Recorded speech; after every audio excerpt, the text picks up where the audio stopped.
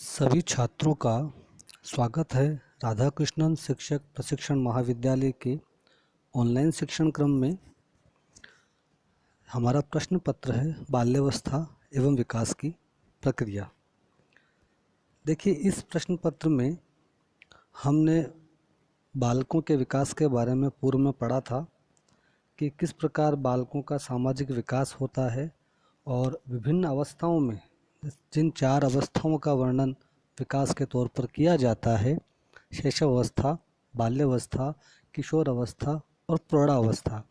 इन अवस्थाओं में हमने शैशवावस्था के बाल विकास के बारे में पढ़ा था कि किस प्रकार शैशवावस्था में बालक का शारीरिक विकास, बालक का सामाजिक विकास, बालक का चारित्रिक विकास, मानसिक विकास प्रभावित होता है और कौन कौन से ऐसे कारक हैं जिन कारकों से उसके विकास को निर्देशित किया जा सकता है या उसके विकास को समझा जा सकता है। तो उसी शिक्षण विषय में हम आज पढ़ेंगे बाल्यावस्था में होने वाला सामाजिक विकास, अर्थात किस प्रकार बालक सामाजिक विकास को प्राप्त करता है और उस अवस्था में कौन कौन से परिवर्तन होते हैं, बालक किस तरह समाज के परिवर्तनों को स्वीकार करता है, इसे हम आज अध्ययन करेंगे। तो आइए, शिक्षण के तौर पर आज हम पढ़ते हैं बालक का सामाजिक विकास, अर्थात किस प्रकार बालक समाज में बढ़ता है, कौन कौन से ऐसे कारक हैं जिससे कि समाज में बालक विकसित होता है। देखिए, अगर हम बात करें बालक के सामाजिक विकास की, तो शिशु का संसार उसका परिवार होता है। यह सब हम जानते हैं कि बालक जिस परिवार में बढ़ता है, जैसे माहौल में बढ़ता है, वही उसका एक विकास का आधार होता है। तो उस आधार के रूप में परिवार को हम जानते हैं। जबकि बालक का संसार परिवार के बाहर बालकों का समूह और विद्यालय आदि भी होता है। अर्थात बालक के समूह की अगर हम बात करें, उस विकास में हम बालक से जुड़े हुए समूह को, विद्यालय को समझते हैं। जिस प्रकार बालक मित्रगणों के साथ बढ़ता है, बालक अपने पड़ोस के साथ बढ़ता है, बालक अपने परिवार, अपने विद्यालय और काम, धर्म इत्यादि जो विकास के आधार हैं, इन विकास के आधार पर बालक किस प्रकार अपने विकास को प्राप्त करता है, उसे आज हम पढ़ेंगे।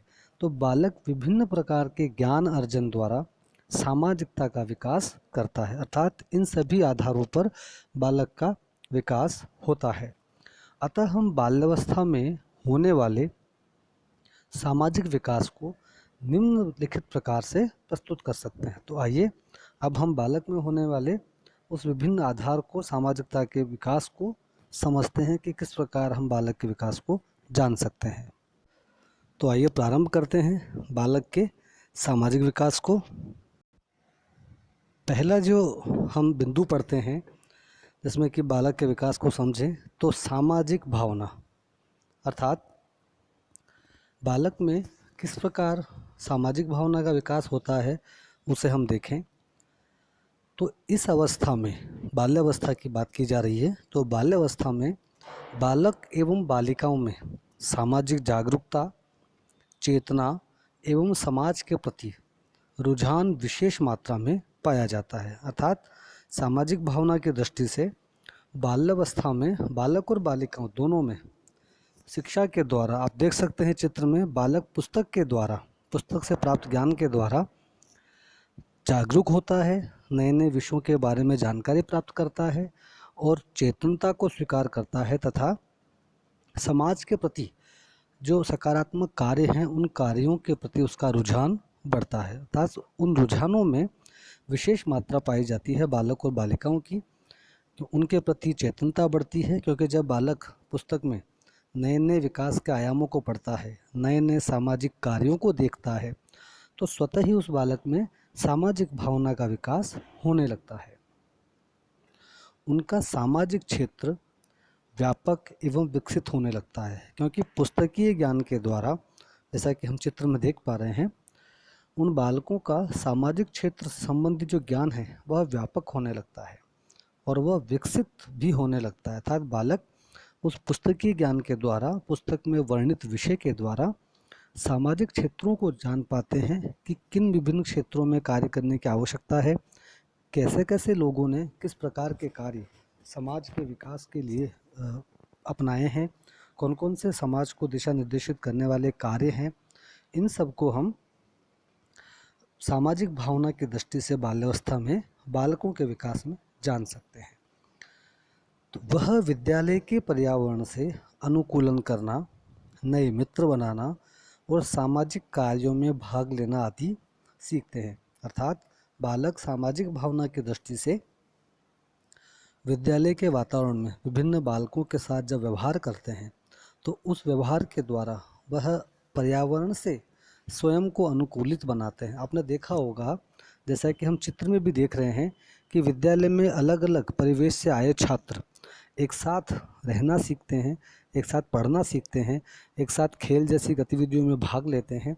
तो इस प्रकार विद्यालय का वातावरण इन सभी को एक बिंदु में केंद्रित करता है, एक व्यवहार में जोड़ता है, एक अनुकूलित व्यवहार की ओर निर्देशित करता है, जिससे कि बालक आपस में नए मित्र बनाते हैं, नए नए दोस्तों के साथ किस प्रकार व्यवहार करना चाहिए, और एक दोस्त के साथ दूसरा दोस्त उससे जुड़ी हुई गतिविधियों में भाग लेने लगता है। जैसे एक बालक के द्वारा किसी विषय की रोचकता को अपनाने पर सभी छात्र उस विषय की रोचकता को समझने की कोशिश करते हैं कि ऐसी कौन से विषय की रोचकता है, क्या नयापन है जिसे कि हमें ग्रहण किया जा सकता है। तो इस प्रकार हम कह सकते हैं कि सामाजिक भावना की दृष्टि से बालकों में आपसी मित्र बनाना, समाज के प्रति पुस्तकीय ज्ञान के द्वारा जागरूकता को ग्रहण करना और विद्यालय के वातावरण से स्वयं को अनुकूलित बनाना इत्यादि व्यवहार बालक सीख लेता है। अब हम सामाजिक विकास के द्वितीय बिंदु की ओर चलें तो देखिए, द्वितीय बिंदु है आत्मनिर्भरता। अर्थात बाल्यावस्था के बालक अपने कार्यों को स्वयं करने के प्रति जागरूक होने लगते हैं। आत्मनिर्भरता शब्द से हम यही समझते हैं कि जब बालक अपने कार्यों को स्वयं करने के प्रति इच्छुक होने लगता है, अपने कार्यों को करने में रुचि लेने लगता है, तो उस व्यवहार को हम आत्मनिर्भरता के व्यवहार से जोड़ देते हैं। जैसा कि हमने पूर्व में शैशव अवस्था के विकास में पढ़ा था कि शैशव अवस्था का बालक दूसरों पर निर्भर रहकर अपने व्यवहार को प्राप्त करता है। अर्थात छोटा बालक किसी भी अपने कार्य व्यवहार के लिए दूसरों के व्यवहार पर, दूसरों के आधार पर या व्यवहार पर निर्देशित रहता है। अर्थात माता पिता के द्वारा किए गए व्यवहार पर या बड़े भाई बहन इत्यादियों के व्यवहार के आधार पर वह उनसे निर्भर रहता है। परंतु जब बालक शैशवावस्था से विकसित होकर बाल्यावस्था में पहुंच जाता है तो बाल्यावस्था के बालक में स्वतः ही आत्मनिर्भरता का भाव विकसित होने लगता है। अर्थात वह अपने कार्यों को स्वयं करने के प्रति रुचि लेने लगता है। आपने देखा होगा, जैसा कि आप चित्र में देख भी सकते हैं, दो बालिकाएं, उन्हें जो प्रदत्त गृह कार्य है उस प्रदत्त गृह कार्य के प्रति स्वयं चित्र बनाने के प्रति जागरूक हैं। अर्थात उन बालकों में चित्र बनाने के प्रति जो जागरूकता है, या कहें अपने कार्य को स्वयं करने के प्रति जो निर्भरता है, वही भाव उनमें आत्मनिर्भरता के भाव को विकसित करता है। और यही आत्मनिर्भरता का भाव समाज के सामाजिक दृष्टिकोण को भी प्रस्तुत करता है। आइए इसी को हम और समझें कि बाल्यावस्था में बच्चे स्वयं को स्वतंत्र मानकर आत्मसम्मान प्राप्त करते हैं। अर्थात आपने देखा होगा कि इस अवस्था में, बाल्यावस्था में, बालकों की जो अभिव्यक्ति है वह स्वतंत्र अभिव्यक्ति हो जाती है। वह मानसिक रूप से भी स्वतंत्र भाव से निर्णय लेने लगते हैं, कार्यों को करने लगते हैं। तो उसी प्रकार वह उस कार्यों को करने में, उसके निपुणता को प्राप्त करने में आत्मसम्मान का भाव भी प्राप्त करने लगते हैं। अर्थात उनमें स्वतः ही आत्मसम्मान का भाव विकसित होने लगता है। वे स्वयं को आत्मनिर्भर बनाने का प्रयास करते हैं। अर्थात जब वह अपने कार्यों को स्वयं करते हैं और उन्हें बड़ों के द्वारा प्रशंसा प्राप्त होती है तो उस प्रशंसा से वह स्वयं को आत्मसम्मानित महसूस करते हैं और ऐसे कार्यों के द्वारा वह आत्मनिर्भर बनने वाले कार्यों को, व्यवहार को अपनाते हैं, या ऐसा कहें कि आत्मनिर्भर बनने का प्रयास भी वो करते हैं। तो वे परिवार को छोड़कर अन्य बच्चों के साथ समय बिताते हैं, क्रियाएं करते हैं और निर्णय भी लेते हैं। अर्थात आपने देखा होगा कि बाल्यावस्था के बालक, जैसा कि हमने कक्षा में पढ़ा भी था, कि अक्सर समूह में खेलने की प्रवृत्ति किन बालकों की होती है, जो कि बाल्यावस्था के बालक होते हैं। तो समूह में कार्य करने की प्रवृत्ति के कारण वह परिवार के साथ अपने विचारों को अभिव्यक्त न करके, या ऐसा कहें कि परिवार के साथ समय न बिताकर, वह अधिक समय अपने साथियों के साथ, अपने दोस्तों के साथ बिताते हैं। अर्थात वह अन्य बच्चों के साथ समय बिताते हैं, उनके साथ बैठकर क्रियाएं करते हैं। जैसा कि आप चित्र में देख भी सकते हैं, दो बालिकाएं परस्पर चित्र बनाने में रुचि ले रही हैं, या बाल्यावस्था की बालिकाएं अपने घर बड़ों को छोड़कर आपसी बच्चों के साथ, सह वयस्कों के साथ वह अधिकतर समय बिताती हैं और निर्णय लेती हैं। अर्थात अपने द्वारा प्रशंसित कार्य को, दोनों के द्वारा जब कार्य बनाया जा रहा है, जो चित्र बनाया जा रहा है, वो चित्र की सुंदरता, चित्र की स्पष्टता और उसमें जो सौंदर्यात्मकता है, उस सौंदर्यात्मकता को ग्रहण करने की कोशिश करते हैं। तो स्वतः ही बालक में इन सामाजिक गुणों का विकास होने लगता है। आगे हम बात करें तो वास्तविकता तो यह है कि अपनी आयु वर्ग के साथ बच्चे प्रसन्न रहते हैं, क्योंकि हमने कहा था कि समूह में खेलने की अवस्था बाल्यावस्था की, अर्थात उस बाल्यावस्था के बालक अपने परिवार से ज़्यादा समय अपने साथियों में साथ व्यतीत करना चाहते हैं, और उन्हें उन्हीं साथियों के साथ प्रसन्नता भी मिलती है। आप समाज में देखें तो जो बाल्यावस्था के बालक हैं, वह अपने सहपाठियों के साथ, अपने सहमित्रों के साथ अक्सर समय बिताने में अच्छा अनुभव करते हैं, कुशल अनुभव करते हैं, जिससे कि उनकी अभिव्यक्ति भी प्रखर विकसित होती है और वह प्रसन्न चित्त भी रहते हैं। न तो वो छोटों के साथ खेलते हैं और न बड़ों के क्रियाकलापों में रुचि रखते हैं। अर्थात बाल्यावस्था के विशेष बालकों की बात की जाए तो समूह की प्रवृत्ति में प्रवृत्त होने के कारण वह अक्सर अपने ही समान उम्र वाले बालकों के साथ प्रसन्न रहते हैं, खेलते हैं और अत्यधिक क्रीड़ा आदि क्रियाओं में प्रवृत्त होते हैं। तो इस प्रकार के भाव से, बच्चों के साथ खेलने से, अपने सह उम्र के साथियों के साथ व्यवहार करने से स्वतः ही बालकों में आत्मनिर्भरता का भाव विकसित होने लगता है।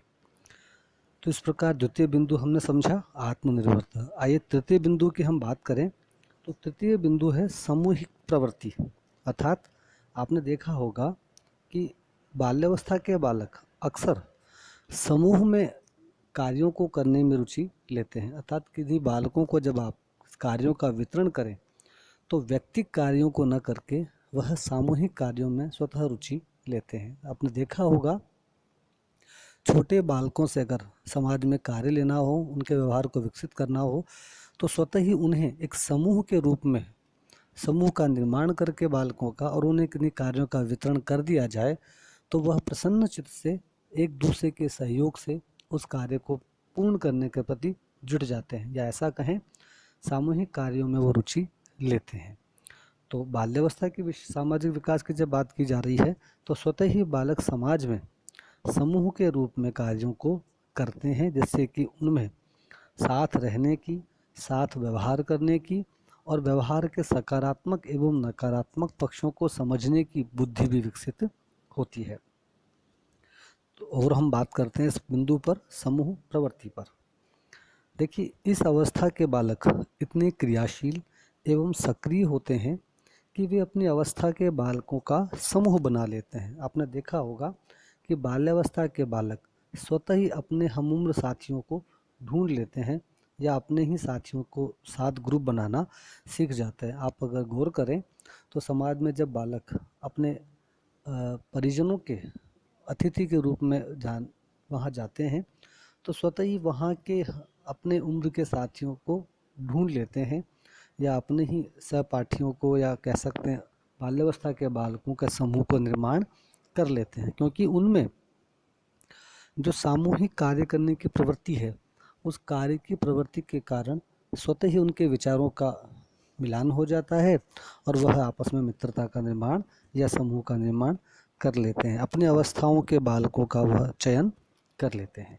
आज खेल समूह, सेवा समूह एवं सांस्कृतिक समूह आदि प्रचुर मात्रा में पाए जाते हैं। आपने देखा होगा कि बालकों में जब कभी विद्यालय में भी किसी कार्यों का वितरण किया जाता है या प्रस्तुति की जाती है तो खेल समूह के माध्यम से भी बालकों का समूह निर्माण किया जाता है। सेवा समूह से तात्पर्य उन्हें जब किसी कार्यों का वितरण किया जाता है तो उसमें भी सेवा संबंधी भावों को निर्मित किया जाता है। और सांस्कृतिक समूह की अगर हम बात करें तो बाल्यावस्था के बालकों का अत्यधिक सांस्कृतिक समूह के रूप में, ग्रुप के रूप में उनकी प्रस्तुति को विकसित किया जाता है। अर्थात एक बालक दूसरे बालक को देखकर, अपने ही समान उम्र के बालक को देखकर स्वतः ही उस कार्य को करने में प्रवृत्त हो जाता है या समूह के कार्य को अपनाने के प्रति जागरूक हो जाता है। तो इस प्रकार हम कह सकते हैं कि बाल्यावस्था के बालकों में विभिन्न समूहों का निर्माण होता है, जिनमें खेल समूह, सेवा समूह और सांस्कृतिक समूह इत्यादि समूह पाए जाते हैं। आगे हम देखें तो बालक अपने समूह के नियमों, मान्यताओं आदि को पसंद करते हैं और अन्य समूह के समक्ष अपनी श्रेष्ठता प्रदर्शित करते हैं। आपने देखा होगा जब बाल्यावस्था के बालक किसी खेल का निर्माण करते हैं, स्वरचित खेलों का निर्माण करते हैं या किसी और खेलों का भी, जो परंपरागत खेलों को भी अपनाते हैं, तो उन खेलों में वह अपने ही समूह के नए नियम, अपने ही समूह के अलग नियमों का प्रतिपादन करते हैं और उससे संबंधित मान्यताओं को ग्रहण करते हैं। अर्थात किस प्रकार उनका जीतना, किस प्रकार उनका हारना, किस प्रकार खेल का क्रियान्वयन करना, ये सभी जो नियम या उससे संबंधी मान्यताएं हैं, उन मान्यताओं को बालक अपनाते हैं। और समूह का अलग अलग निर्माण होने के कारण एक समूह दूसरे समूह से श्रेष्ठता प्रदर्शित करने के रूप में कार्यों को करते हैं। अर्थात उन्हें दूसरे समूह से जीतने की इच्छा अधिक होती है और वह कोशिश करते हैं कि किसी भी प्रकार दूसरे समूह से जीता जा सके, या ऐसा कहें कि वह दूसरे समूह से अपने कार्यों की श्रेष्ठता प्रदर्शित करते हैं। वह ये पूरी कोशिश करते हैं कि हमारा समूह दूसरे समूह से अत्यधिक श्रेष्ठ हो या हमारे कार्यों के प्रदर्शन भी उनसे श्रेष्ठ हो। तो इस प्रकार बाल्यावस्था के बालकों में अपने समूह के नियमों, मान्यताओं को निर्माण करने की प्रवृत्ति भी विकसित होती है और समूह के प्रति अपनी श्रेष्ठता संदर्भित करने, श्रेष्ठता प्रदर्शित करने के प्रति भी बालक जागरूक होते हैं। आगे देखें, वे ऐसे कार्य करते हैं जिनसे उसका समूह उन्हें विशिष्ट सदस्य का महत्व दे। अर्थात आपने देखा होगा बालकों के समूह में जब सभी बालक कार्यों का क्रियान्वयन करते हैं तो उसमें व्यक्तिगत रूप से भी बालक इस प्रकार का प्रदर्शन करने की कोशिश करता है जिससे कि उसके समूह में उसके अस्तित्व को एक विशिष्टता प्रदान की जा सके। अर्थात वह बालक, जैसे आपने देखा होगा बाल्यावस्था के बालकों में कक्षा का मॉनिटर बनाया जाना, खेल में लीडर बनाया जाना या खेल में कोच बनाया जाना या किसी और मुख्य पद को ग्रहण करना, इन सब पदों के प्रति, इन सब कार्यों के प्रति एक उत्सुकता रहती है। तो हम यह कह सकते हैं कि समूह में जो कार्य प्रदत्त किए जाते हैं उन बालकों को, उन सामूहिक कार्यों के प्रति वह अपनी विशिष्ट सदस्यता को स्पष्ट करते हैं। अर्थात वह अपने होने को, समूह में अपनी जो अस्तित्व है उस अस्तित्व को विशिष्ट रूप में निर्मित करते हैं। आगे हम बात करें चतुर्थ बिंदु की, तो देखिए चतुर्थ बिंदु है नागरिकता का विकास। अर्थात नागरिकता का विकास से तात्पर्य क्या है? बालकों में अच्छे गुणों का विकास होना। अर्थात बाल्यावस्था के बालक कक्षा में व्यवहार के द्वारा कई प्रकार के व्यवहार को अपनाता है और देखता है कि किस प्रकार सच्चे सकारात्मक गुणों को ग्रहण किया जा सकता है। जैसा कि आप चित्र में भी देख रहे हैं कि बालक किस तरह गुड सिटीजन अर्थात अच्छे नागरिक ताकि गुणों को अपनाता है। अच्छे ईमानदारी और बहुत सारे केयरिंग, परवाह करना, ठीक है, सच को अपनाना, ईमानदारी का परिचय देना, ठीक है, आदर करना, अपनी जिम्मेदारी को समझना, सहायता करना इत्यादि सकारात्मक गुणों को वह बालक स्वयं में ग्रहण करता है।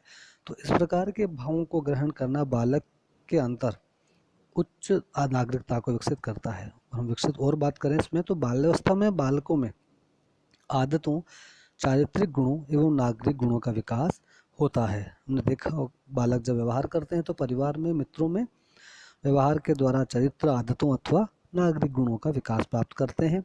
वे अपने माता पिता, अध्यापक, विशिष्ट प्रभाव के व्यक्तियों के प्रति आकर्षित होते हैं। और उनकी विशेषताओं को भी सीखते हैं। वे स्वयं को सुखी, धनवान, विद्वान, नेता एवं सामाजिक प्रतिष्ठा आदि के रूप में देखना चाहते हैं। अतः बाल्यावस्था ही नागरिक गुणों के विकास एवं स्थायित्व की सही अवस्था है। अर्थात अगर हम बात करें कि नागरिकता के विकास की सही अवस्था कौन सी है, तो नागरिकता के विकास की सही अवस्था बाल्यावस्था को ही माना जाता है, क्योंकि इससे बालकों में सकारात्मक गुणों का विकास होता है। वह अपने व्यवहार के द्वारा कई गुणों को, परिवार में जो अच्छे आदर्श व्यक्ति है उन आदर्श व्यक्तियों के व्यवहार को अपनाता है। सामाजिक प्रतिष्ठा प्राप्त व्यक्तियों को देखकर स्वयं उनके समान बनने की इच्छा करता है, तो विद्वान बनने की इच्छा करता है, धनवान बनने की इच्छा करता है। तो यह कह सकते हैं कि हम बाल्यावस्था में विशेषकर बालकों में नागरिकता का विकास होता है। तो आज की कक्षा में हम बाल्यावस्था के सामाजिक विकास के अंतर्गत इन 4 बिंदुओं का अध्ययन करेंगे। बाकी के बिंदुओं का अध्ययन करेंगे हम अगली कक्षा में। धन्यवाद।